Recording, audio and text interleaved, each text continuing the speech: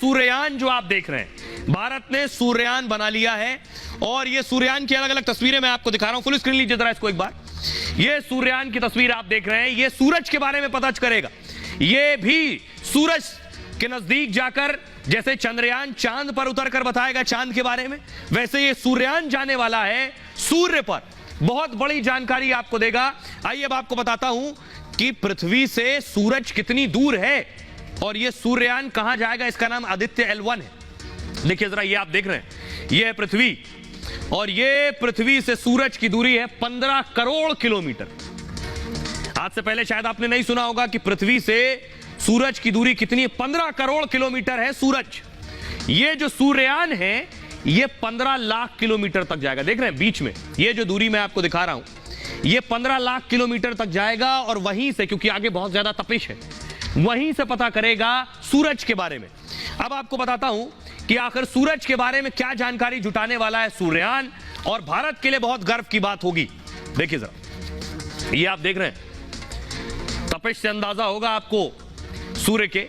ये चंद्रयान के बाद भारत सूर्ययान की तैयारी में है और सूर्य का अध्ययन करने के लिए स्पेस क्राफ्ट भेजेगा भारत के इस स्पेस क्राफ्ट का नाम है आदित्य L1। आदित्य L1 बेंगलुरु के सैटेलाइट सेंटर में बनाया गया है और सतीश धवन स्पेस सेंटर श्रीहरिकोटा भेजा गया। श्रीहरिकोटा से ही आदित्य L1 को अब लॉन्च किया जाएगा। चंद्रयान 3 भी श्रीहरिकोटा से ही लॉन्च किया गया और इसरो अगले महीने इस सूर्ययान को लॉन्च करने वाला है। ये बहुत बड़ी उपलब्धि है। इस स्पेस क्राफ्ट को PSLV रॉकेट से लॉन्च किया जाएगा। लॉन्च के बाद 4 महीने बाद ये लैंग्रेज पॉइंट पर पहुंचेगा, जहां मैंने आपको बताया था 15 लाख किलोमीटर 4 महीने बाद पहुंचेगा। लैंग्रेज पॉइंट धरती और सूर्य के बीच एक जगह है। यह धरती से 15 लाख किलोमीटर दूर और सूरज के पास है। इस जगह पर रखा गया है और कोई भी ऑब्जेक्ट स्थिर रहता है, यानी यह स्पेसक्राफ्ट धरती से 15 लाख किलोमीटर जाएगा और वहीं रुक जाएगा। वहां कोई भी ऑब्जेक्ट, कोई भी चीज जाकर स्थिर हो जाती है, इसलिए इसे अंतरिक्ष का पार्किंग स्पेस भी कहते हैं। इस जगह पर ग्रहण का असर भी नहीं पड़ता है और इसी जगह पर दूसरे देश के सैटेलाइट भी हैं, यानी सूर्ययान बिना रुकावट के स्टडी कर सकता है। स्पेसक्राफ्ट 7 पेलोड यानी वैज्ञानिक उपकरण ले जाएगा अपने साथ। यह सूरज की बाहरी परतों का विस्तार से अध्ययन करेगा, सूरज के चारों तरफ के मैग्नेटिक फील्ड की स्टडी करेगा, सूरज में मौजूद हवाओं के कण और हीट की जानकारी होगी। पेलोड में लगा वैज्ञानिक कैमरा सूरज की HD तस्वीरें लेगा। सूरज की स्टडी करने वाला यह भारत का पहला मिशन है। अमेरिकी एजेंसी नासा ने सबसे ज्यादा 14 सोलर मिशन किए और अब इसरो भी इस क्षेत्र में इतिहास रचने को तैयार है। यह है भारत की बड़ी उपलब्धि। और इतना ही नहीं, चंद्रयान धीरे धीरे आगे बढ़ रहा है, उसकी तस्वीर मैं आपको दिखाने जा रहा हूं। यह इसरो ने नई तस्वीर साझा की है। चंद्रयान एक कदम और आगे बढ़ गया। अब चंद्रयान चांद के और नजदीक है। कहां पहुंच गया है? 23 तारीख को उसे चांद पर उतरना है। उससे पहले देखिए जरा, आज कहां पहुंचा है चंद्रयान।